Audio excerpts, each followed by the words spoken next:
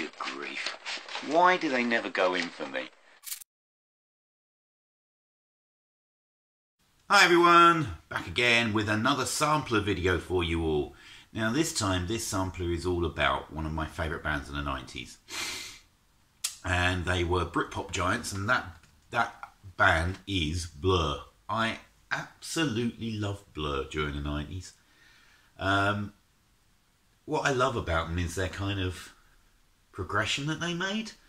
So they weren't just a straight ahead Britpop band, unlike what many people probably think. They're not just those chirpy Cockney geezers who did Park Life and Stereotypes and all of that kind of stuff. Yeah, not just that. So I've come up with 6 tracks that I think represent their other side. Their more melancholy side, their more antisocial side, their more wanting to escape from the world side, I guess.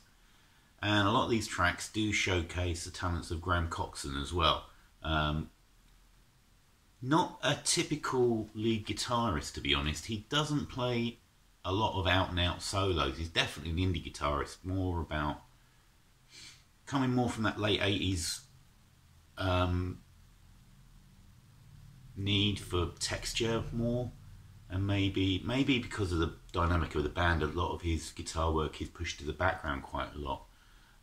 Apart from when they sort of released their self-titled album, where it became more forefront. But if you listen to a lot of his guitar work, it is quite back in the mix, quite quiet, more to the background. So anyway, here we go. Blur, a sampler. So track 1. Now maybe I might be considered cheating a bit here, but so this is Leisure. This is their first album, released in, I think it was 1990, wasn't it? I'm pretty sure it was 91 actually released. I've got this on vinyl, but I thought I'd just do the CDs. This is my Japanese version with extra tracks. I got a lot of these while I was in Japan. I think I've got American versions and Japanese versions of most of the CDs. So the track I'm going to choose is Sing, which is track 8 on the CD. It is built around a repetitive one-note piano riff. It's all about the kind of numbness, just feeling numb and connecting with modern society. Well, not with modern society, connecting with somebody through having them sing to you. It's that simple a song. But it's just splendid. It's probably the most shoegazy thing that Blur ever released. And the guitar work in the background is fabulous. Like, I suppose it's kind of like, you could also almost consider it indie noodling. But if you concentrate on the guitar, it sounds brilliant, and it basically foreshadows what Graham Coxon would be doing, I don't know, 7 or 8 years later. I mean, basically I think what happened with Coxon was he basically did the same thing all the way through. It just came more to the foreground later on. That's my opinion anyway. So yeah, so track 1, Sing. Right, second album they released, and I'm choosing one song from each album because from the 90s, because handily they released 6 albums in the 90s, so it's going to be one song from each album. So the second album they released in 1990, I think this was 94. Was it 94? Or did it actually come out in 93? Maybe 93. So this is Modern Life is Rubbish. This is first Britpop album? I don't know. Between them and Suede, basically, they released the first Britpop single and the first Britpop album. I think Pop Scene might have just beaten the Drowners to the punch. And maybe Suede beat this to the punch. I'm not sure. I can't remember. I'll have to look up the dates. I can't remember. But this is where basically Blur are really to be blamed. Are they to be blamed for Britpop? But they kind of were the first band to come up with that Anglophile Britishness, wanting to celebrate basically their home country, I suppose, against the onslaught of grunge, and I'm going to release videos about grunge because that's a load of old that attitude. I didn't agree with it at the time. It was nice to have British bands in the foreground again, but not at the expense of everything else, to be honest. There was too much going on. So yeah, you've got basically the building blocks of any Britpop album. You've got the character songs like Colin Zeal.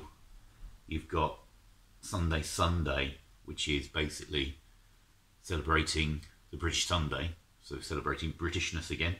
But the track I'm going to choose is Oily Water. So this continues the theme of kind of numbness and disassociation from the world. This seems to be a song about a dream where the dreamer is stuck in some kind of really disgusting polluted river.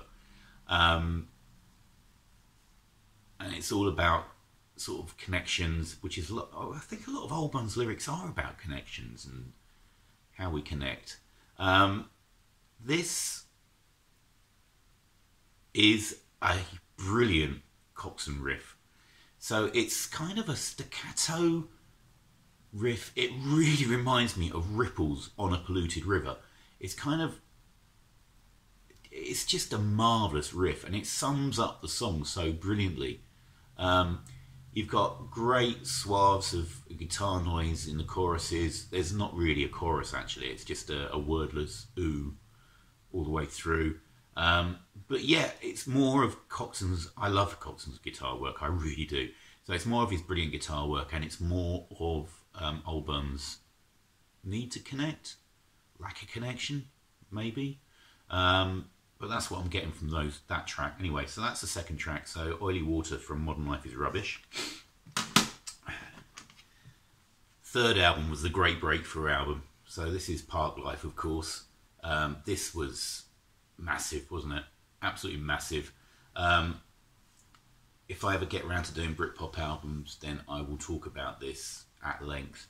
Or I might even talk about it before then. There's another thing I might be doing. Yeah, I mean, I think this album summed up Blur to be those, that country house, park life band. The caricature of Blur started here, but they were so much more than that. I mean, the singles off here, Girls and Boys, To the End, and End of the Century, just belie that image. Completely different. But the track I'm going to use of this is track 15, which is This Is a Low. This Is a Low is a magnificent track. It's easily the best song on the album. It's better than anything else there. It's amazing. So the story behind This Is a Low is the band put together this wonderful end track. I mean, the music is just sublime. It swirls you up. It sweeps you up. Coxsone recorded 3 guitar solos, but one on top of each other. So you've got one solo, but it's actually made up of 3 Coxsone guitar solos. And it sounds immense. It's absolutely brilliant. It sounds brilliant. What a sublimely beautiful song. From the guitar solo, so you've got this wonderful music, and then you've got... So Albarn couldn't get lyrics together for it until the 11th hour, and then somebody gave him, I think it might be one of the band, maybe Coxsone, maybe, gave him a tape out with all the shipping areas around the UK, Doggerel Bank and 40s and all the rest of it. It was like a map on a tea towel. And he finally got the lyrics together, and he equated like a low pressure system with, it's fairly obvious, but a depression, a mental depression. But the lyrics just fit so well. Kind of moving around the UK and summing up and reminding people that it's, yeah, you might be low, but try and connect. And it's all about, again, it's about the connections, I guess. But This Is a Low is a magnificent song. So yeah, so track 3 is This Is a Low. Right, the 4th album was The Great Escape. This has been slated by the band. I really disagree. I think this is actually a pretty good album. There is so many good songs on here. Even on the second half of it, which is what they say drags, I disagree. I think the last two songs are fantastic. Entertain Me and Yuko and Hero are brilliant, both of them. It's got my probably my favourite single of theirs on it, The Universal, which I think is gorgeous. But the song I've chosen for my sampler is He Thought of Cars, which is another song on the second half of it. I mean, this album again feeds into the stereotypical versions of Blur. So you've got things like Stereotypes, Country House, Charmless Man. It's kind of those character songs. Arnold Same's another one. Dan Abnormal. There's a lot of playing to what had been successful, I guess, which I think I can understand why the band are not particularly happy with this. But there's a song on here which is track 9. Track 9? Yeah. He Thought of Cars. And it's that disconnect from society, from what most people would consider to be happiness, even.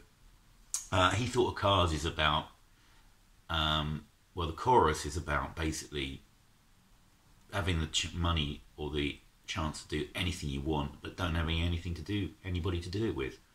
It's that simple. And again, the guitars are fantastic on this.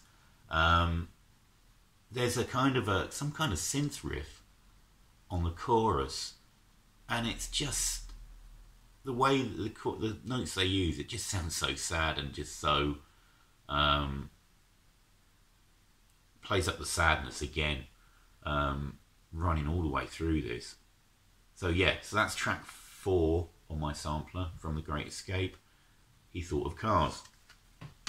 Right, track 5 is from 1997's Blur.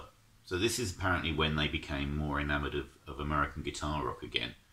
I think Coxon was there all the way through. He liked it all anyway. He tried to bring in as much as he could. It just became to the forefront here. So the track I'm going to use here is not actually one of those straight ahead guitar tracks that fill most of the album. I choose Essex Dogs, which is on the normal version, this is a Japanese version, but on the normal version of the album is the last track. Essex Dogs is was based around a piece of poetry that Albarn wrote about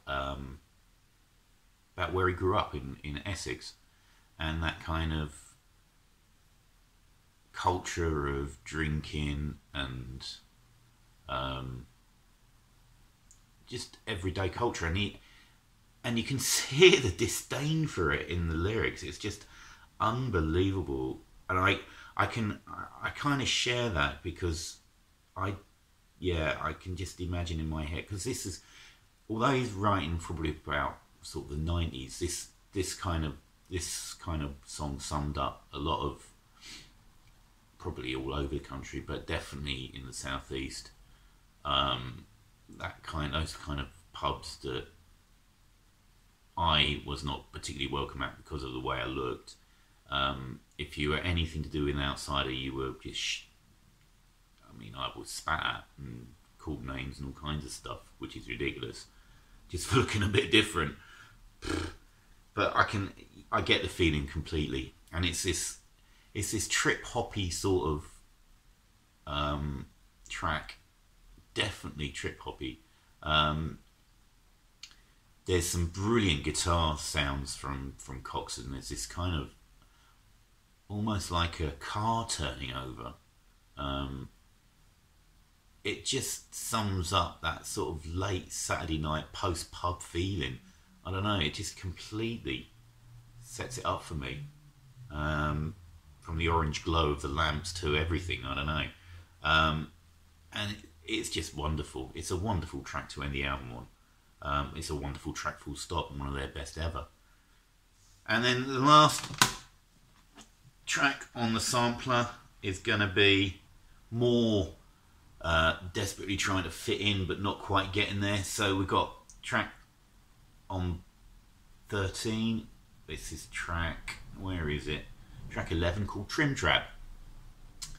And this, on the face of it, is quite a breezy number, but it's filled up with more guitar sound from Coxon. It's all about a character basically having this pair of trainers and feeling like he belongs, but he doesn't really. He doesn't fit in. It's more anti-socialness. It's more not fitting in. So yeah, a kind of melancholy sampler really this is. It's not but the music I think is absolutely brilliant. Absolutely brilliant. But maybe this was the kind of mood I was in when I put this one together. Yeah, I make mini discs. I've made a mini disc of this sampler just because I love the way you can swap mini disc tracks around. And this is kind of the way I felt when I put this together. So there we go. So yeah, track 6, Trim Trap. My sampler from Blur is complete. I will make a playlist, of course, for your delectation, so you can hear these tracks. But hopefully it'll make you go back and listen to some of these albums again, because they are, on the whole, pretty blooming wonderful albums. I think Blur were the best British band of the 90s. I loved all their albums. I loved all their music. Maybe part of it was because I didn't spend most of the 90s in the UK. I spent most of it somewhere else, in Japan, where Britpop was actually celebrated quite. Japanese had a love affair with the British. Don't know why, but they celebrate Britpop. They were on it really early.